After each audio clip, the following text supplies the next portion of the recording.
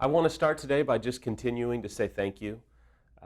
The staff and I here at Affair Recovery never saw this coming.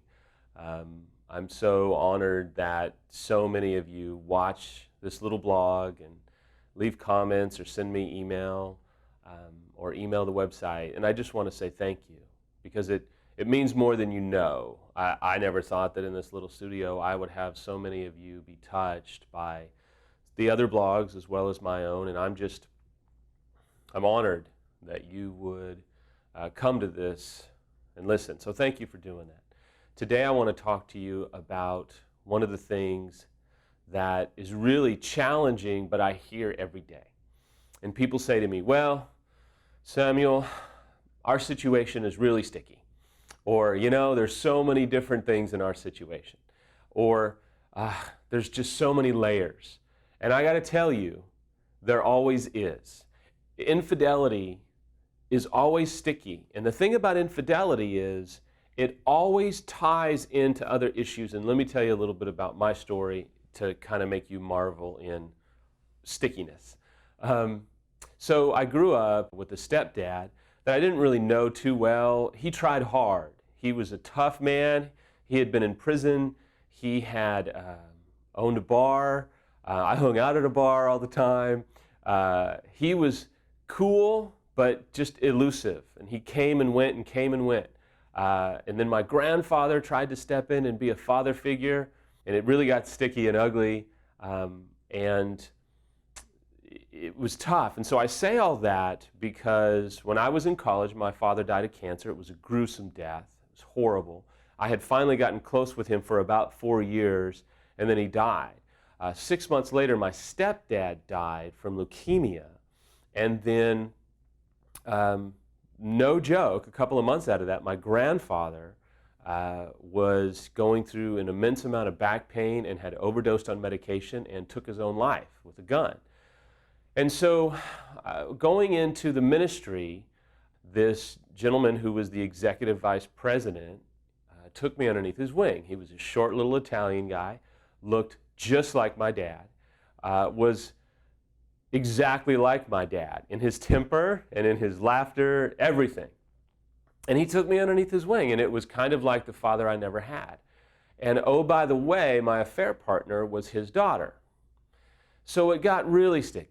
And when my affair came out, he sat with me at a table and disowned me and said a few other things that I don't blame him for saying at any level, but it really ripped the rug right out from underneath me. I never spoke to him again. That was 10 years ago. So my situation was sticky, and it's always sticky. That's the thing about infidelity. Your situation may not have that many layers, but I guarantee you it's sticky. From a one-night stand to the spouse that I talked to probably a few times a week that told their mate when they were getting married, listen, as we enter into this, one thing I'm telling you is just please don't cheat on me. And how many spouses come to me and tell me that they had said that to their spouse and their spouse ended up cheating? It runs deep. And so you can't put this kind of pain in a box and put it away and think, worry about that another time. That box will come special delivery one day, and it will be 5 times the size of the box that it is when you put it away, because it only escalates. And so as I said last blog, man, it's just time to be brave because there are layers to this. And so let me speak to you, unfaithful. If you're wondering, man, why is it so hard? Friend, it is so hard because you have struck at the very core of your spouse's being. And it is tapping into 5, 6, 7 other memories, other woundings, other childhood origin issues that you have no idea about. If you're betrayed, you know you're in over your head. But rest assured, you're not the only one because your unfaithful spouse probably has no clue what he has tapped into. It took me years to really process the abandonment and the fatherlessness and how it catered towards infidelity and betrayal and ambivalence. you are in so many different layers, and so is your spouse. And so I'm trying to paint a picture for you that you are already painting yourself, to encourage you today, again, to stick with the theme, to be brave, because you're going to have to be. Be brave as you go onto the website and maybe take Harboring Hope or take Hope for Healing or go to an EMS weekend, or be brave as you watch some of these video blogs and cry, like a lot of you tell me that you do.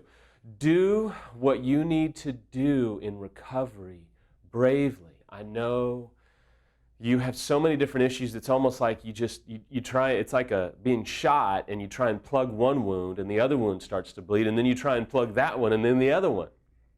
And so get the right help. Leave no stone unturned, borrow money, put it on a charge card.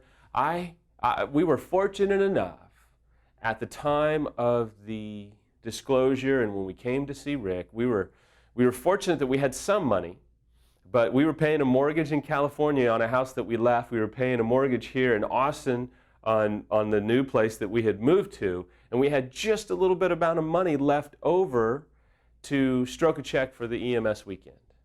It scared the hell out of me. I'll never regret that decision. So today, while you're trying to be brave, don't skimp.